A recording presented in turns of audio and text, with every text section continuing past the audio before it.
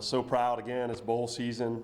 Couldn't be happier to be going into a bowl season, kind of in a little bit more improving environment after the pandemic. I think all of us are looking forward to welcoming fans into Orlando, and this will be the first year in a couple of years that we really get to do it in full form. So starting off with the Cheez-It Bowl, and blessed to have number 19 in the country, the Clemson Tigers. Been a little bit of a run for them since they last appeared here against Oklahoma, but 9-3 and 6-2 in the ACC is a fantastic team. So can't wait to have Dabo Swinney and the Clemson Tigers come here to play Iowa State, who is 7-5 and 5-4 in the Big 12, but a top 10 team preseason.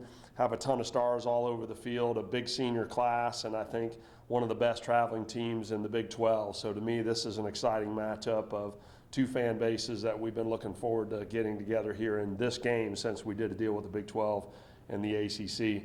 The Vrbo Citrus Bowl on New Year's Day is happy to welcome number 22 in the country in the college football playoff final ranking, the Kentucky Wildcats, for a second visit in several years here, 9-3 and 5-3 in the ACC.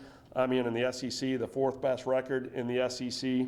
And to get Iowa back, number 15 in the country, a 10-win team out of the Big Ten, 7-2 in the Big Ten Conference, an amazing final second touchdown, one of the legendary games by the Iowa Hawkeyes. Their last visit here, it's one that everybody remembers fondly.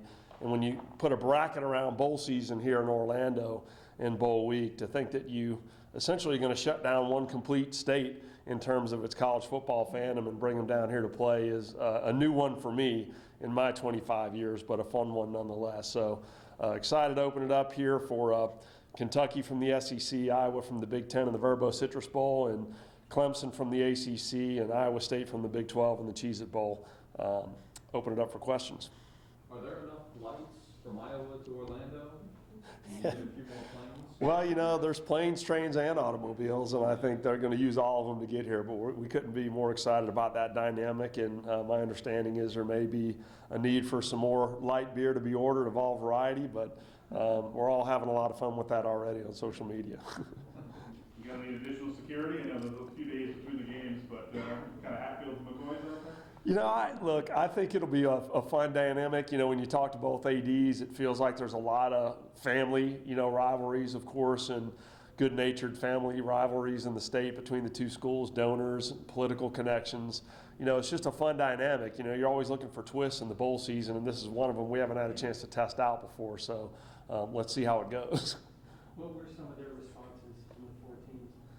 So far, really excited. There was a lot of lobbying by all 4 teams for their interest in Orlando, and I think you always want to see that. You always want to hear that, and it feels good. I think that the Vrbo Citrus Bowl and the Cheez-It Bowl build a relationship, taking care of the teams. I think they know that traditionally when you're coming here, you had a really successful season. You had potentially a ranked season. That's usually what we've had. There's, Iowa State this year is the only team that isn't, but I think it was a team that all season long people expected to be a top 25 team, and I think with several single-digit losses, honestly, I think only 2 points to Baylor, who's the ultimate conference champion, it's like a ranked team. So a lot of excitement, a lot of politicking, and so it makes you feel good, and now that we've made it official, we're ready to start selling tickets. Pretty wild college football season. When did it become clear that these would be the 4 teams here, specifically Kentucky, because the SEC championship game, I'm assuming that'll gone a different way. Maybe they get a different team here too. For sure. As you know, every year for us and where we select, the championship games usually have a bearing on who's available. It's no different in the ACC and in the Big Ten this year. The SEC was a little bit of a different scenario, and so was the Big 12 championship. It looked like both, in those leagues, their teams were going to stay, and that's ultimately what happened into the host games for the college football playoff. But it's wild in that you kind of warm up to some things in your mind, and you have a lot of conversations with the league and television partners and everybody else, and you get it, let's say 80% kind of set. And usually there's a lot of curveballs that come your way those last 3 or 4 days, and the championship games, kind of chief among them. But by the time we woke up this morning and I landed back here in Orlando from the SEC championship, which is where I was this year, we were in a good place.